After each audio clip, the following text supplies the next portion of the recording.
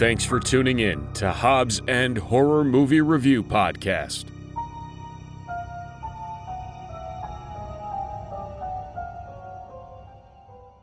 Hey everybody, welcome back to another episode of Hobbs and Horror. I'm Eric. I'm going anonymous for this one. He's going anonymous because what? Do you got a problem with the movie? Yeah, I'm Merlin, I guess. Yeah, you skibbity ate toilet from the medieval times. Skibbity Merlin. So somebody threw a curveball at us and decided that we weren't going to do any horror movie on this for this one, and instead we did the wonderful movie of A Kid in King Arthur's Court. Yep. Which is a fine Disney movie, rocking in at a 4.7 IMDb rating. Arguably one of the lower ones we've had. Did you say 4.7? 4.7. Oh, jeez. That's rough. That is rough. For a kid's movie, that's rough. Yeah. Really rough. I feel like kids' movies get a lot more, I'm going to say that it didn't really earn its... I mean, as far as kid movies go, it's about as bad as any other kid movie. It might be a little worse, but... Yeah. So, Gavin, what do you got for us? What is this movie about? All right. So we have a teenage boy, who is on a softball, baseball, little league, something kind of team. And an earthquake happens, a hole opens up, and he gets sucked back in time to King Arthur and Camelot. And the kingdom is not in its best years, but the boy helps King Arthur and his daughters get the kingdom back up and running properly again, fighting off the evil Lord Belasco, who wants to marry King Arthur. Yeah, you're waiting for me to throw a curve here. I'm not going to do it. for him to marry Princess Sarah so that he can inherit the kingdom, but people are like, hey, no, that Belasco's evil, so we got to stop him. Yeah, and then when he doesn't get the girl, he goes on tour with Rob Zombie. Yes, I guess. Does that really happen? No, I don't know. I'm pretty sure the guitarist for Rob Zombie's name is Blasco. Isn't it? It was a pretty straightforward plot. Very, very loosely based off of an old Mark Twain novel, and What is the Mark Twain novel? The Mark Twain novel is a Connecticut Yankee in King Arthur's court. Never heard of it. Yep. Interesting. Yep. What do you think Mark Twain would think of this movie? I think he'd love it. Yeah. So what do you guys think of it? Oh, fucking 10 out of 10, you know. I feel really bad because I liked it. And I feel bad that I liked it because I know that I'm wrong. Well, you know what I would say about it? I mean, after watching a lot of really bad horror movies, I mean, you strip out like the killing and all the violence in really bad horror movies. This movie isn't that much different than it. Yeah. So, I mean... You know, I was kind of thinking that when we were watching towards the end, when they're doing the jousting and shit, I was thinking, you know, like, if all they'd have to do is, like, you know, throw some gore into the jousting, and I would be okay with it, and you would be loving it. Yeah, like if the jousting, like if the ended up like Blasco ended up getting like harpooned through the chest with a jousting rod thing, I probably would be happy with that. And I mean, sure. You think about it, like the two princesses in the movie, if they just walk around topless half the movie, you'd probably love this movie. So. Yeah, well, I can't say that. Yeah, you're right, because they were like 14 years old or something. Right. Yeah. No, so I'll tell you, we all grew up in the late 80s, early 90s, well, midnight. We grew up through the whole 90s. And I don't know about you guys, but like I didn't grow up with Disney in that way. I didn't grow up with the Mighty Ducks and those kind of movies. So like I don't think I ever saw this movie. This isn't the kind of thing that like I have nostalgia for, which I think that's probably its primary appeal now, because I don't think like a kid today watching it would appreciate it the same way that somebody who grew up in the 90s would, because the jokes are like He's got a mountain bike, rollerblades, and a portable CD player. That's true. Yeah. And it's that's funny because I'm like, yeah, I could totally picture that time, but I don't know that a kid today would necessarily appreciate that humor. Yeah, he would be like, "What was that weird thing that the guy was holding?" and stuff like that. Yeah. And like if I was a kid watching it, I would just feel really insecure because I'd be like, "How is this kid able to build a bike and all this shit?" But he did have the blacksmith guy. He had the blacksmith guy helping him out. There was still some very questionable things. But I wasn't gonna think about that. I'm like, this is not that kind of movie where I have to think about how they're doing this shit. Yeah, how is he cleaning his clothes? How is his hair was perfect the whole time. His hair's perfect. Yeah, he's got no money. I mean, I wasn't thinking about any of this. Like, he becomes best friends with the king immediately. Yeah, I mean, he had the king's way. He could get whatever he wanted. Yeah, you know. Yeah, so I wasn't gonna think. I mean, I'm taking it for what it is. It's a movie that's aimed at, what we would today call like tweens. That's like what it's aimed at, and so I'm gonna judge it on that level. And I've legit, I liked it, and I'm sorry for that, but I did. I thought it was a sweet movie. I thought it was an innocent movie. It had a few jokes, that I thought were really well done for the age range it was going for. I do love that it had Daniel Craig and Kate Winslet. I think that was fantastic. It is really interesting to see that, like them young, really young. Like, I mean, obviously, Kate Winslet's not old in Titanic or anything. No. But, this was her, it's got to be considerably younger. And you look how old Daniel Craig is now, seeing him really young, too. Yeah. No, I think it's great. I don't know Kate Winslet before Titanic, but Titanic is obviously like her big break movie. Yeah. So this wasn't that long before that.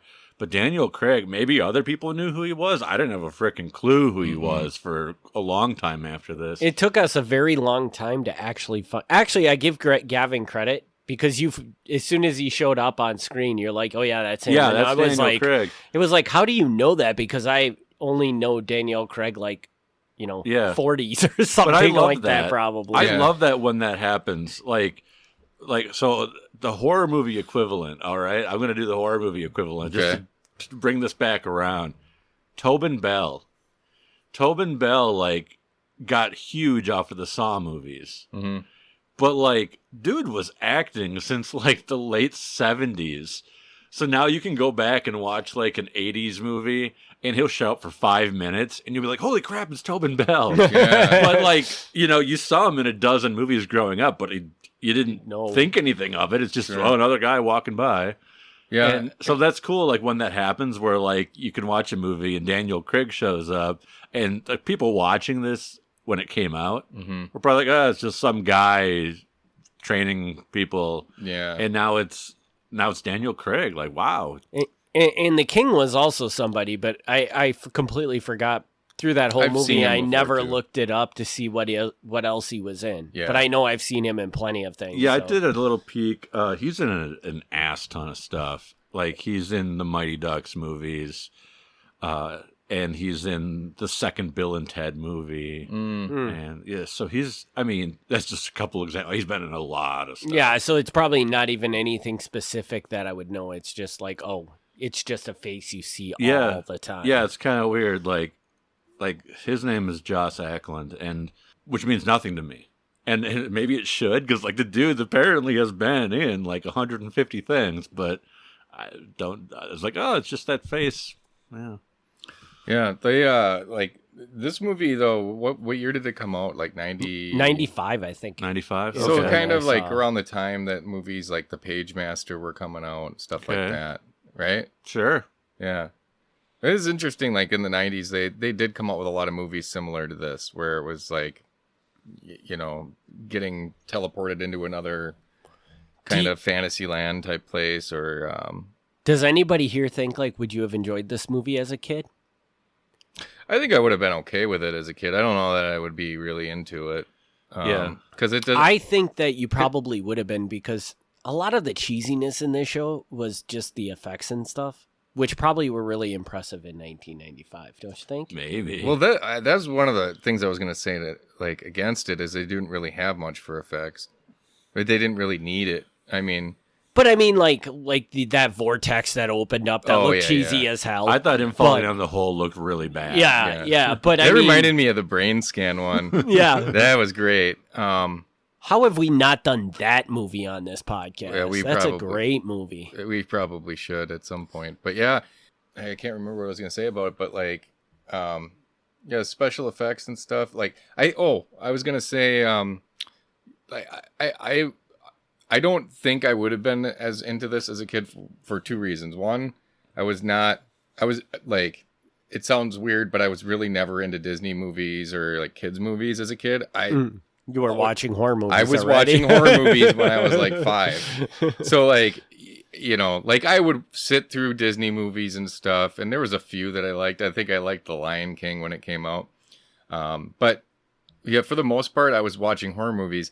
And also the kid in this movie, the main character, there's no way I would have ever been able to relate to that kid. Like he was really into like sports and whatever. Yeah. He was a big, you know, he was like a very clean cut, like kind of a jockey kind of kid, you know, as opposed to like, I think like the Page Master he was kind of a nerdy kid, right? Sure. Yeah. Or like Edward Furlong in Brain Scan and stuff. Edward Furlong in Brain Scan's a perfect example because he was just like obsessed with horror movies and in video games and stuff, which I guess you were never really a video game guy, but no, but I was really into the horror stuff and, you know, like, but this kid, I couldn't really relate to him. So, you know, there's a lot of little things that I think in like kids movies that if they can grab you as a kid, you know, they got you. Like if you can relate to one of the characters in some way.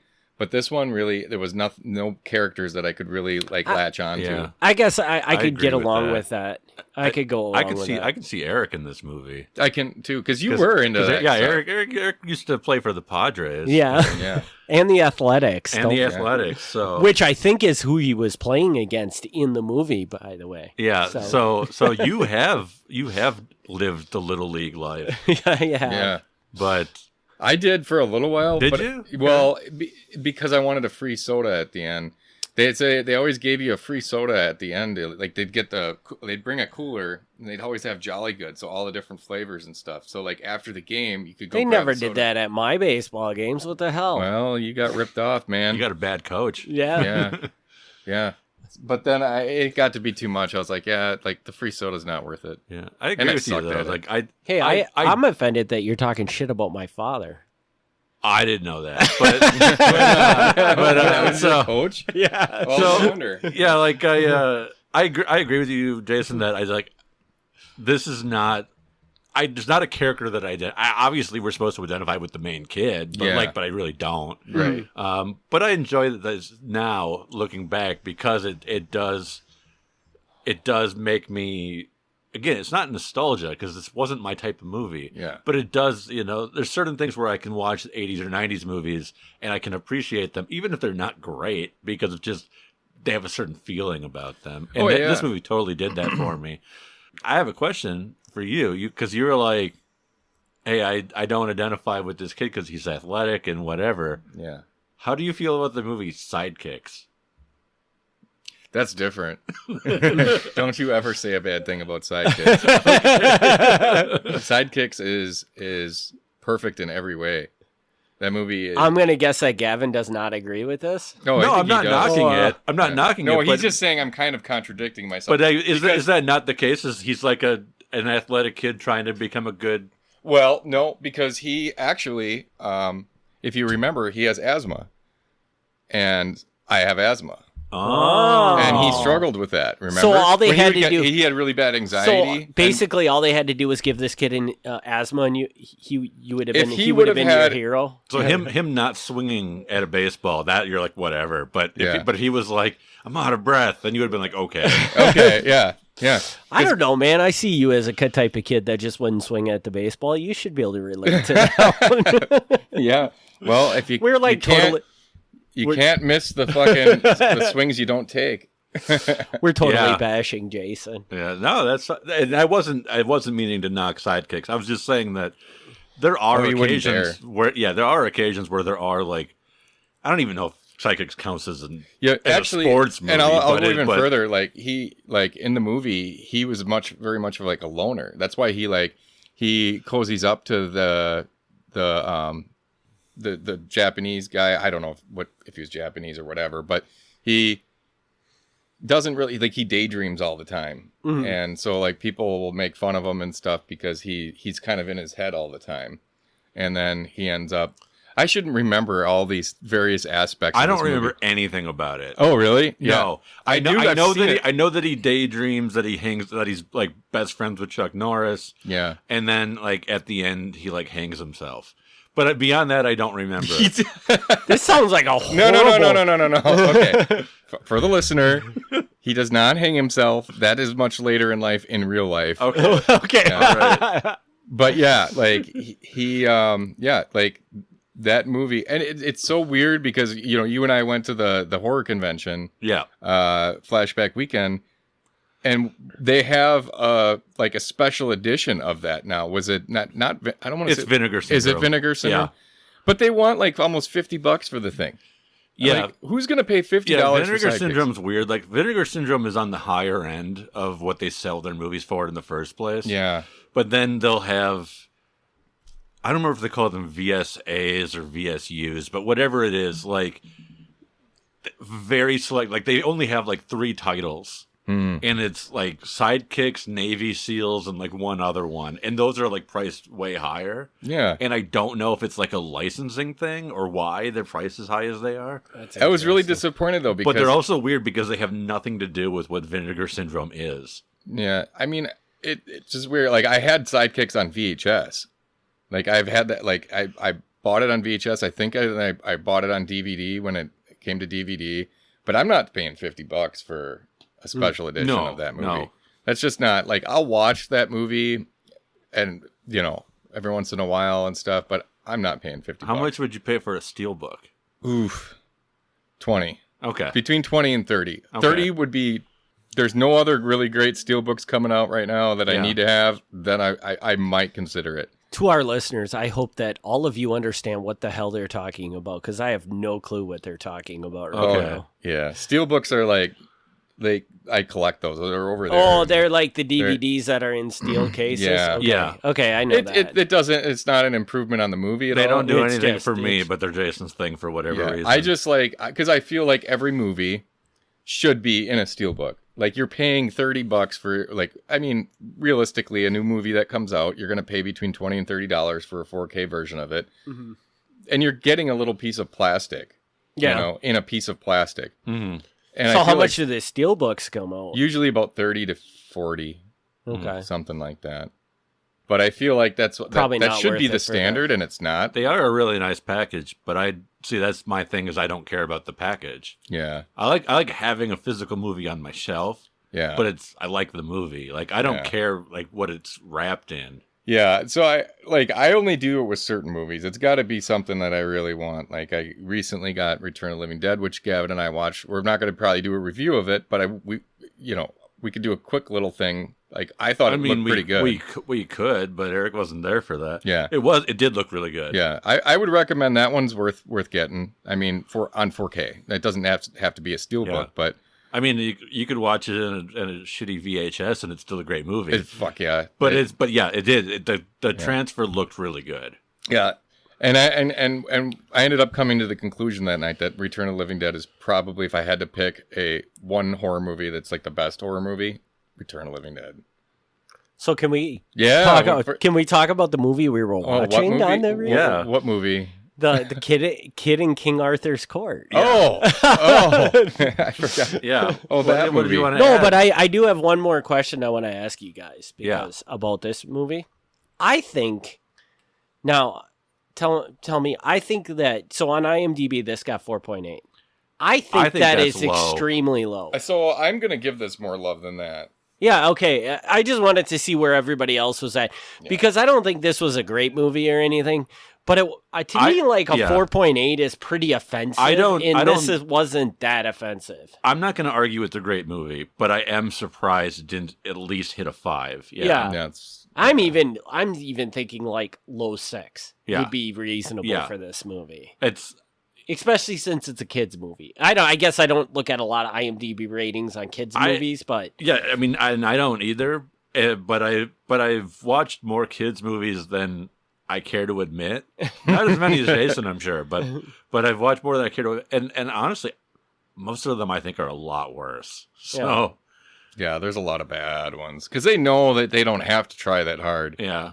Like kids are not critics. They're gonna like if you just you just hit a couple high points Yeah. and that makes them happy. So Yeah. So all right, should we do ratings on this bad Sure. boy? All right, so who wants to start? I can start this one off. Oh, look at that! I got a kitten on my shoulder right now. She wants to join the podcast. Yeah. I would say for this one, like I agree with you guys that the rating for this is a little low. I don't think it should have been below a 5. That being said, I would give this about a 5.2 for me personally, and that is only because like I said before, the main character, I try to put myself in the position of being a kid watching this, as a kid, Mm-hmm. and who I was as a kid would not have related to that character and would not have probably cared much about what was going on. Yeah. Plot wise, there's a lot of running around with this like old ass diabetes fucking What?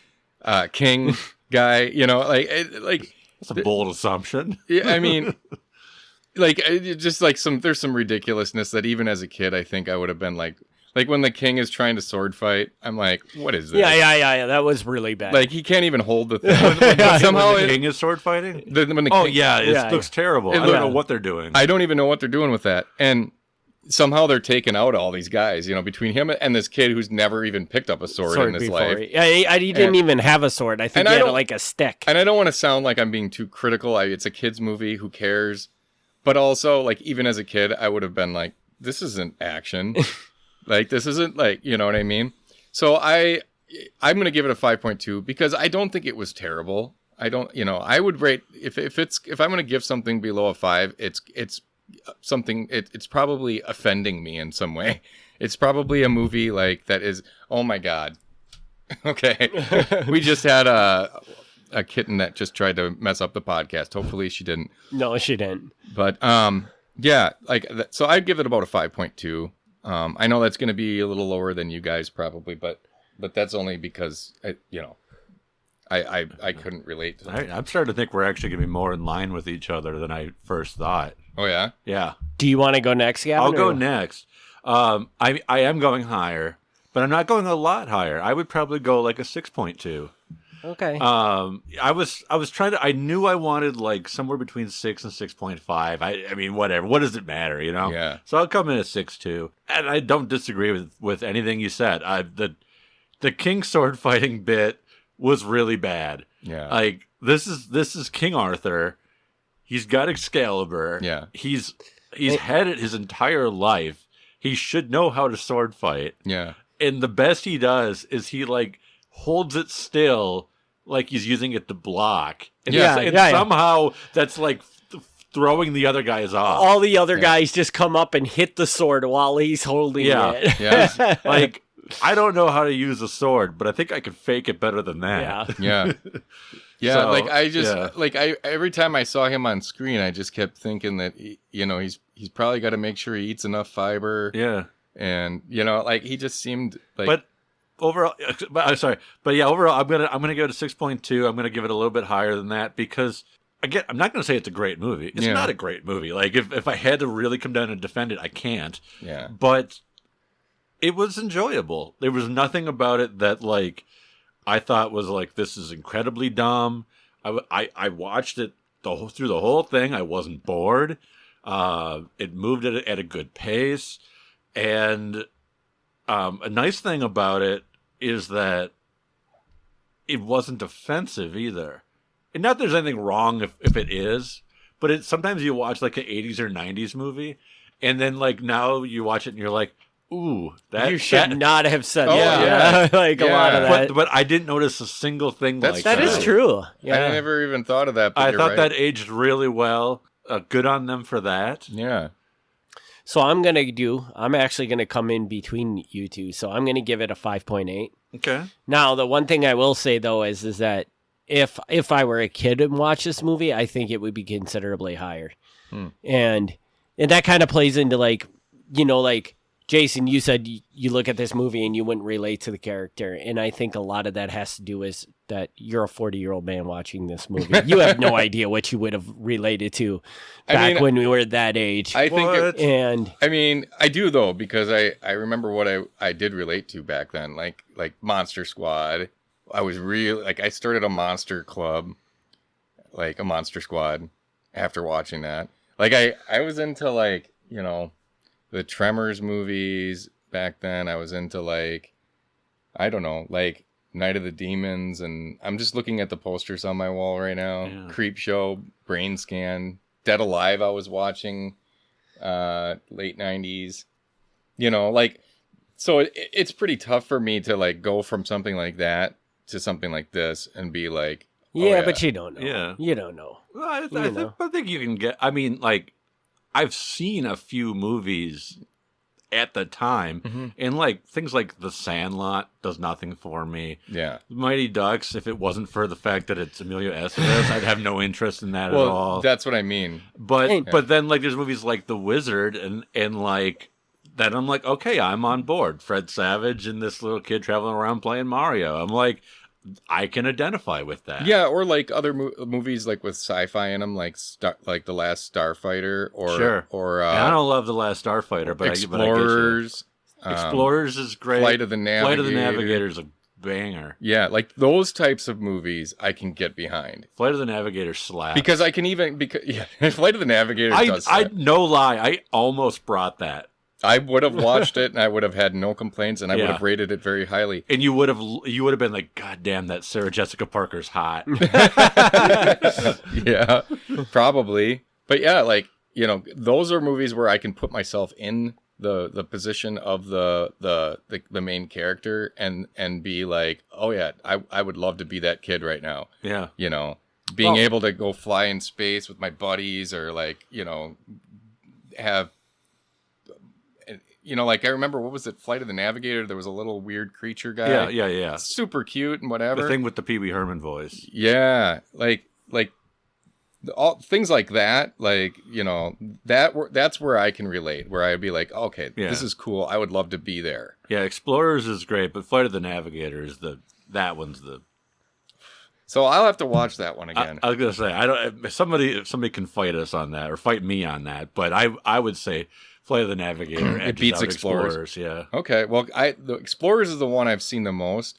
Flight of the Navigator I have not, so I might have to go back and rewatch that one sometime soon. Or we could watch it for the podcast. We could, yeah. I mean, who doesn't want to see a kid flying around in a silver Nerf football? Yeah, that sounds pretty amazing. Dude, even then I was thinking that. Why do they have... Is this like a Nerf football? It's like one of those ones that... the foam ones that... Yeah. Yeah. All right. Sorry, Eric. So 5.8. Yeah, but I said 5.2.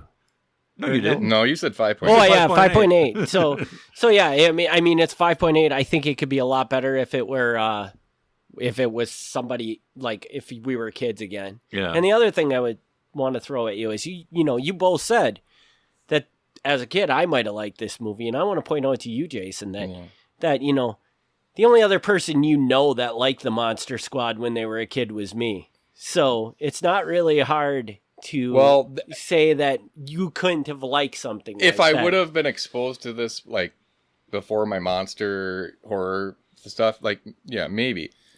But I will say, when that movie came out, I was living in Neenah, and I was going to Neenah school district. This came out way before I moved to Kaukauna and I met you guys and stuff. But there were people in my neighborhood that watched the Monster Squad, and really, yeah, because they were all because I literally charged somebody $20 to be in my club, and they gave it to me, and then my mom made me give it back to them because they just took it from their parents and gave it to me to be in the club. Whoa. And I'm like, oh sweet, I'm gonna make some bank off of this Monster Squad. That's so funny because Wow. I really, really honestly thought that me and you were the only two people on Earth. You didn't that even ask me how many monsters we actually defeated. Like, I had this squad. I don't care, man. Oh, I yeah. don't care. How many monsters did you defeat, Jason? None. No. Oh, Well, then why would you want me to ask you that I question? don't know. I mean, I only remember. If we would have ever ran into any monsters, those monsters would have been fucked. Yeah, I don't remember watching Monster Squad with Eric. I remember going over to Eric's house and watching Dirty Dancing 30 or 40 times. Yeah. Oh, yeah, I remember you loved that movie. I did. The only movies I remember ever watching at Eric's house were Dirty Dancing and Swamp Thing. Swamp Thing? You watched Swamp Thing at my house? Yeah. That doesn't seem like But anything. Dirty Dancing, I know we watched repeatedly. Yeah, we watched The Matrix, too. I know we watched The Matrix. Did we really? Yeah. But that would have been later. Yeah. But it was, and actually, I think it was DVD time when we watched The Matrix in their basement. So it was like the first DVD that ever came out, I think. I watched The They're pretty close Matrix to it. recently. Oh, yeah? Did you? It's kind of interesting. Yeah. Not Just very don't watch good, any of the but- sequels and you're fine. Yeah. But anyway, So Yeah. I think we've. we went. I way mean, over. yeah, like we spent like 5 minutes Well, talking this is a about tough the one. episode Yeah. and 25 There's minutes not talking a whole about. lot that you can talk about. Yeah, I with don't this have movie. a lot of stuff That's specific why- to the movie to talk about, Yeah. but But it was a super cute movie. I think it's a cute movie. I think it's worthy of people checking out if they're into that sort of thing. I had never heard of it. So I don't know if this movie just completely went under the radar or if it wasn't my thing. I swear I heard of it because I heard I it. don't think I'd seen it, but when you said the name of it, it sounded very familiar to me. So all right. Well, we'll wrap this episode up. We promise next time we come back, we'll actually have a horror Will movie. Well, I don't know. I thought we I watched don't know. Rookie of the Year. We will, Because- because the next movie is Nightmares. Oh, good. It's which is an anthology series from the 80s. I don't want to get into it because we're about to watch it, and then we'll do our review, and then that'll come out in another 2 I weeks. think it's 1983 and it has Amelia Estevez. Yeah. Anything with Emilio That's good to know. Estevez has got to Yeah. suck, right? Oh man, you knock. You're about to find out. I don't think it's a bad movie, but I think the special effects are very dated. So, They are. we're about to find out. That's the one thing I do remember about it is that the special effects are pretty bad. No, awesome. My favorite thing. So, all right. With that, we will wrap this up, and we'll be back with our next one when we're back. Thanks everybody for tuning in. Peace. Peace. Thanks for tuning in to Hobbs and Horror Movie Review Podcast. Join us in 2 weeks for another exciting movie review.